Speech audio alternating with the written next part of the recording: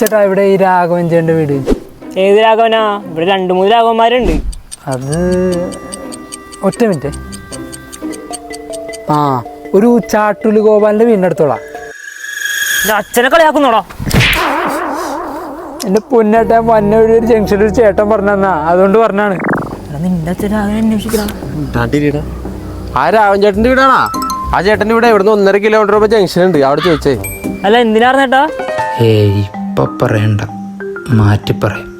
ചേട്ടാ എന്താ കാര്യം? അതെ അവിടെ ഒരു പർച്ചേസ് നടത്തിയായിരുന്നു ലുലുവിലെ. അപ്പം അതിന് 1ാം സമ്മാനമായിട്ട് 1 കിലോ സ്വർണ്ണമുണ്ട്. അപ്പം അതുകൊണ്ട് പറയാൻ വന്ന. ആ അതിനാർന്നാ നിങ്ങൾ അന്വേഷിച്ചത് രാഘവൻ ചേട്ടന് പോയി ഞാനാ.